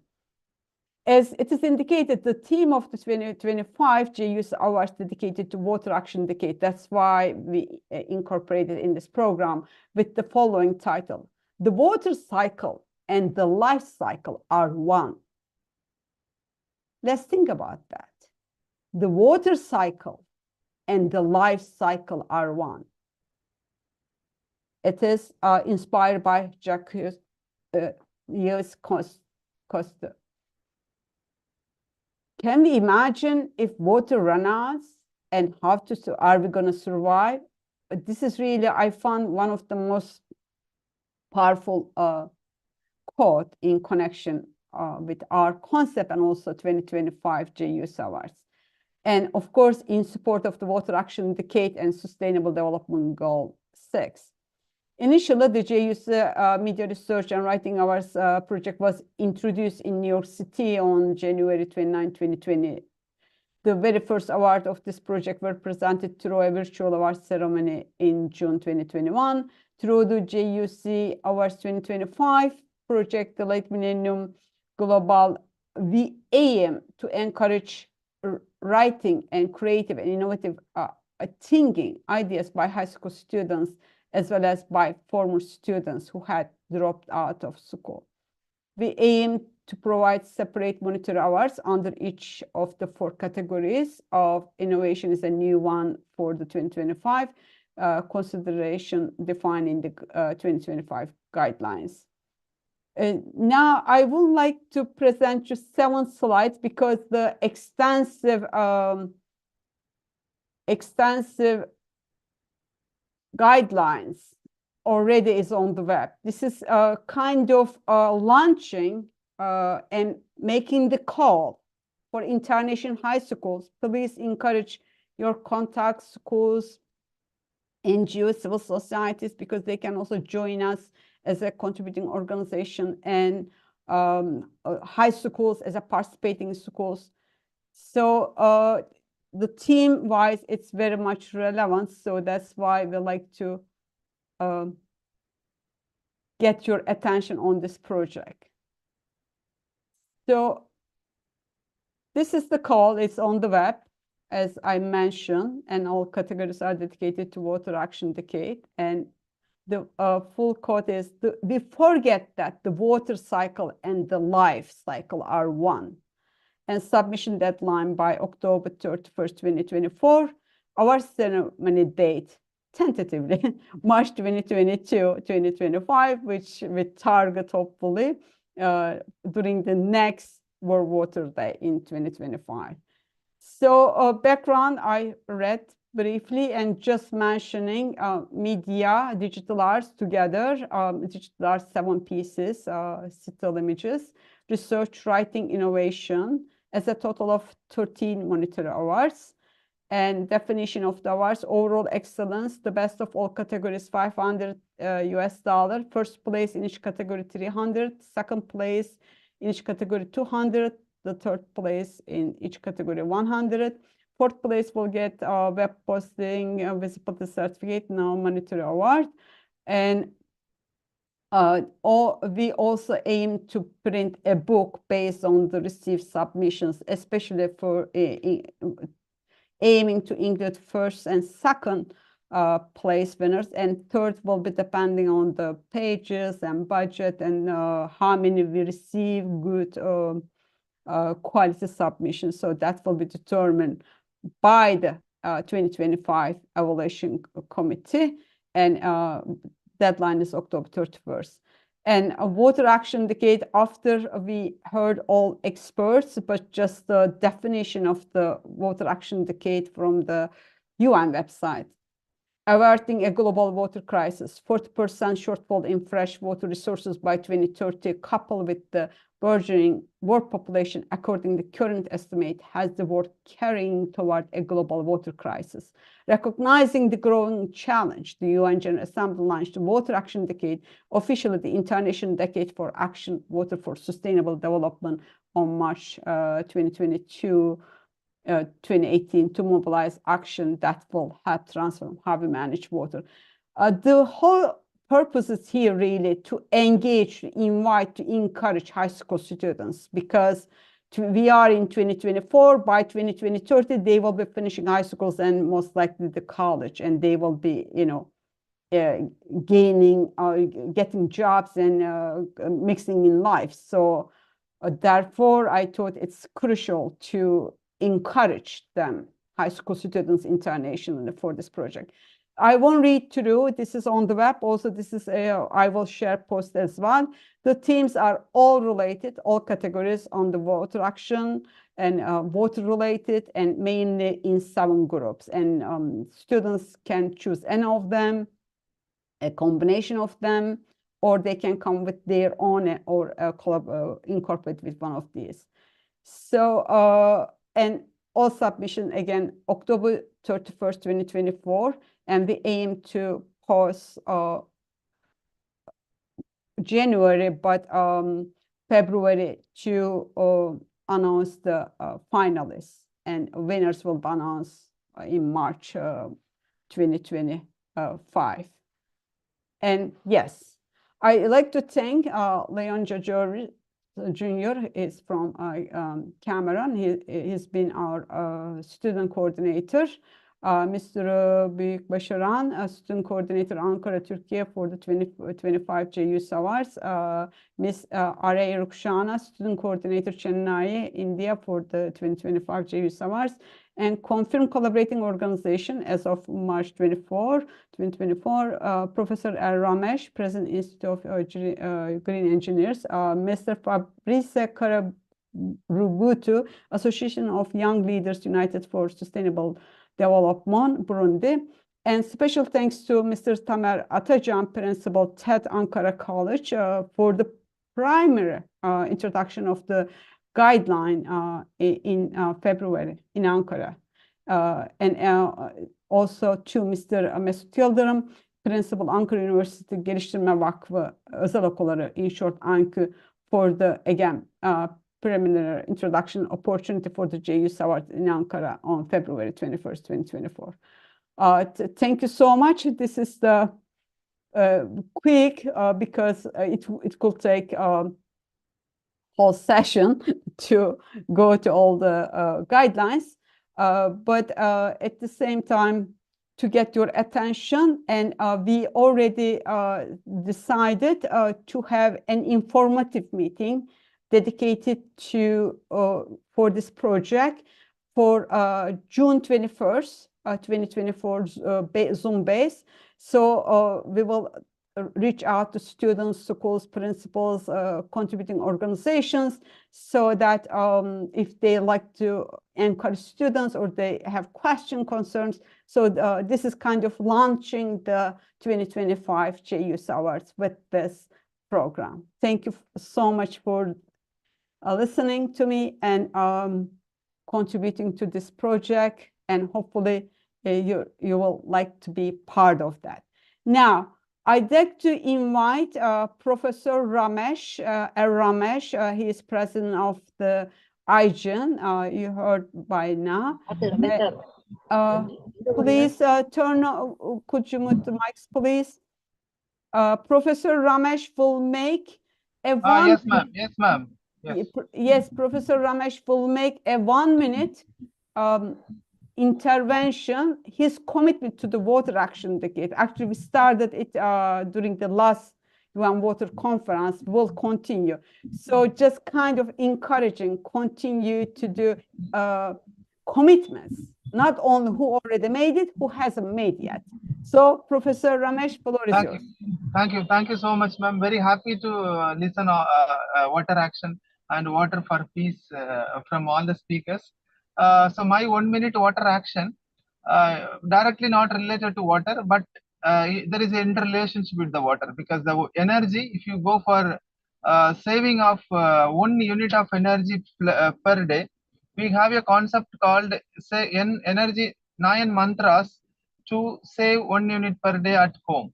So by implementing simple 9 mantras, it means 9 important points at residence, at homes. Anyone can save 1 unit per day. Saving 1 unit equal to saving of 720 liter of water. So you all know that from thermal power plant, we needed 720 liter of water to generate 1 unit. So that is the action which we propose now to the across the globe to contribute for energy saving. So that will lead to saving of 1 unit of energy equal to 720 liter of water. So that is what my Professor Ramesh, you are disconnected. We can hear you. Professor Ramesh? Saving energy need to save water. Great. So maybe you may record it and send it with a, because there was a disruption in the sound. So you may send it to incorporate this program with a better sound or without interruption. Thank you so much. But we heard most of saving the energy. That's truly directly connected with the water issue as well. Thank you for your intervention, contribution. Now, let's check out the time. We have about 7 minutes, but we will also have closing music, concluding remarks. So I definitely like to get concluding remarks, but before we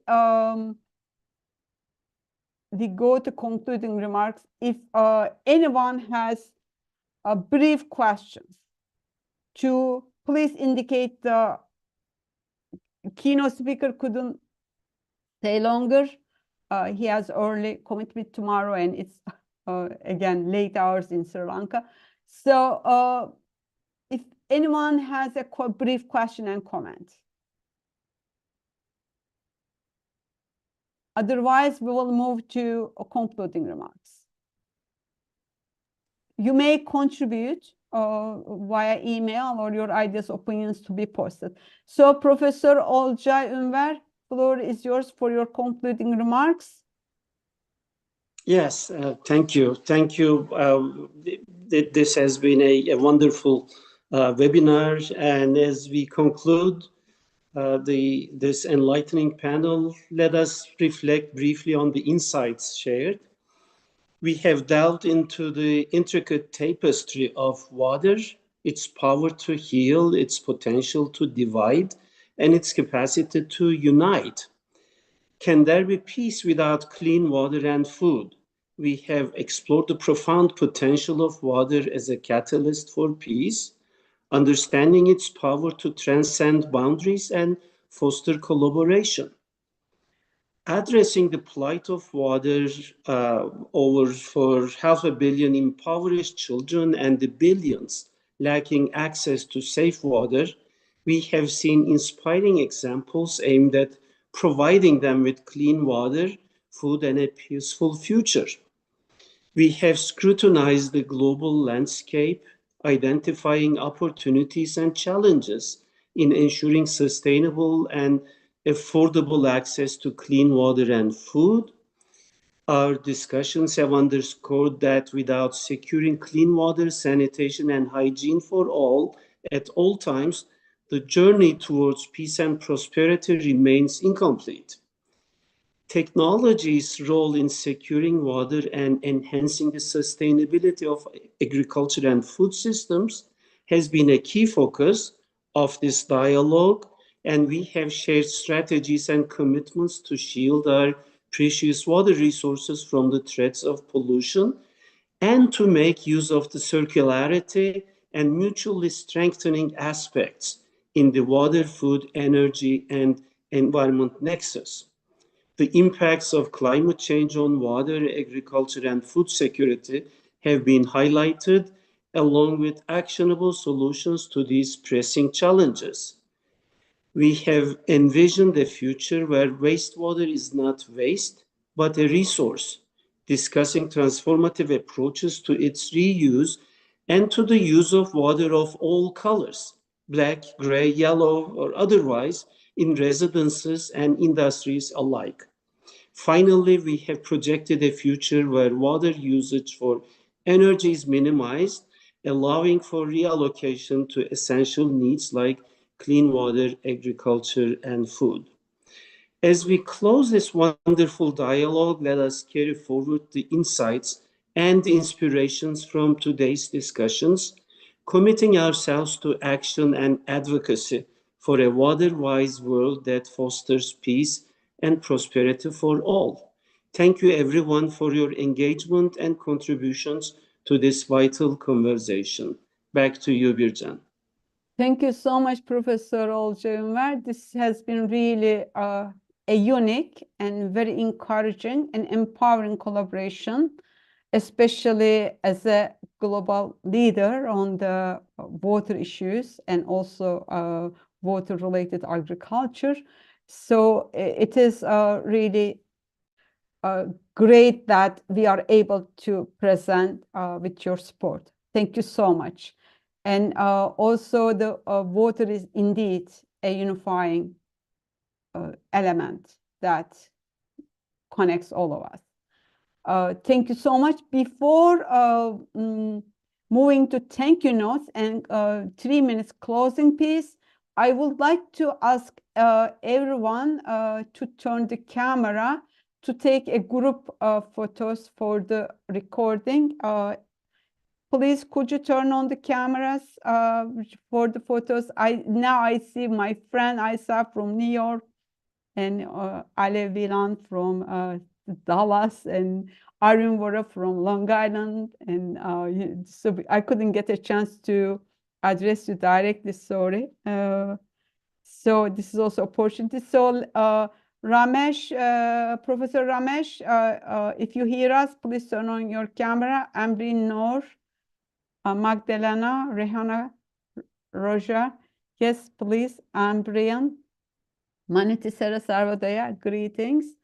And yes, so we still have some missing cameras. So Rojar, Magdalena, Raharana, because I see my screen. Okay, great. So we still have 4 are missing. So we'll take, okay, great, thank you. Thank you, Damit. Manish, thank you. Ashwin, and Manish, Rojard, and Magdalena. Okay, so we have one Manish. Okay, let's turn on. And thank you for your all collaborating. Professor Ramesh, please keep it on, just because I want to make sure all the, we still have 2 black, but I can fill in with the logos. Yes, I thank you all. And please, Niranjan and Sali, please take screenshots. I will do it too. So whichever is the best, so we'll use share as the reference of our meeting. And also my friend, dear friend, Günay Smith is with us. Just I've seen her now. I don't see all screens. Please, someone is suddenly turning off. So let's.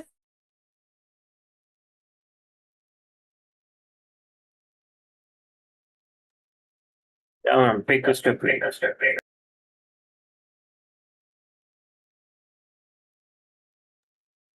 You are on the mute, Bircan, by the way.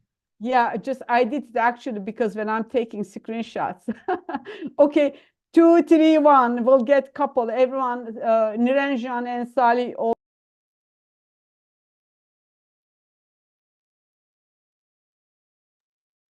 handshake just for the screen, not because we're gonna have John's closing music. Just to have some, action. Thank you, Olcay Bey and everyone. Just say, do something. Just for the positive energy. We're gonna, we are trying to promote water for peace, promoting peace through water. So thank you. So now I will move on to thank you and John's piece. Yes, we thank all our esteemed speakers, contributing organizations, volunteers, and guests, all guests from all parts of the world of this program. Volunteers of the session are namely Aycin Niranjan, Salih Mansur, Ülkü Durmazer.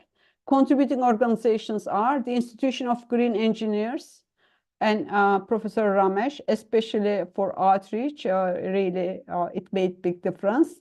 And China Great Wall Society Director Hunzhan Wang, or we communicate with him. He uses also Wayne. And special thanks to outreach support, again, Aycin, and United Nations Department of Global Communications Civil Society Unit team of the weekly announcement. To the Turkish Forum, Mr. Taner Ertunç, Kaya Büyükataman, Leonca Davis Jr., Dr. Dahliye Sabri, and of course to Dr. Professor Olcay Ünver. Now, we heard at the beginning, we are proud with him as a Turkish background, as a Turkish culture. Korkmaz Can Sağlam, who was born 1999, he is a really young, talented pianist for his opening piece. And now we're going to hear an expert from Ravel, both on the water. He is Turkish pianist and is the grand prize winner of the 2021-22 London Prize for piano, where he also won the CD recording prize. Actually, his album came out 2020 on the Water Day, and he's recording for another competition, and its name is Solace. Can Sağlam performed in concert halls such as the Morgan Library Museum's Gilder Lehman Hall in New York, Weiner's Hall in Salzburg, Verboeken Hall in Sydney, and other venues in cities such as Paris, Nice, Brussels, Cleveland, Verona, and Istanbul. He has appeared in festivals such as the Gümüşlük Classical Music Festival, Antalya Piano Festival, and Bella Palace Music Festival.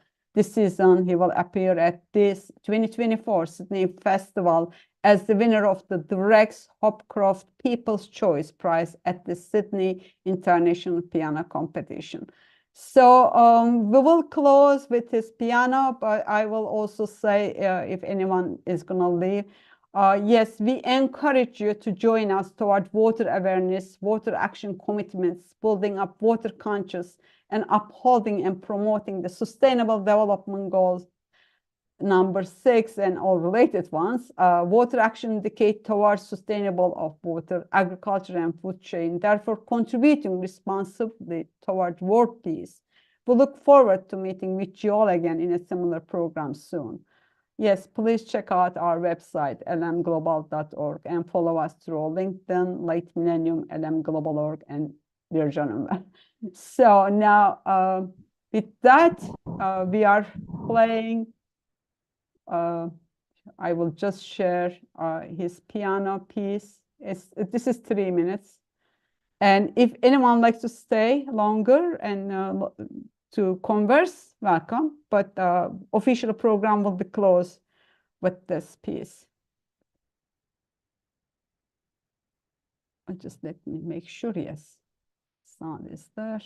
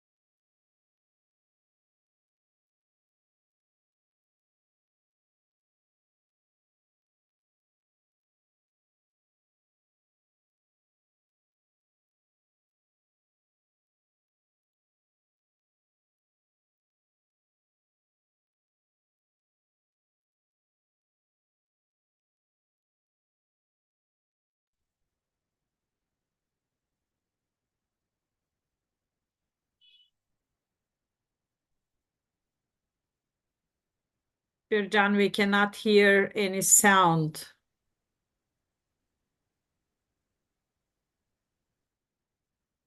I'll try again. The sound seem here on 1 second. 1 second. It seems here 1 second. I'll try again then, because this is beautiful, really. I can, take the risk not that you're not hearing. Okay, this is, it was here. Share sound, optimize video is there. And please let me know if you won't hear again. Starting again.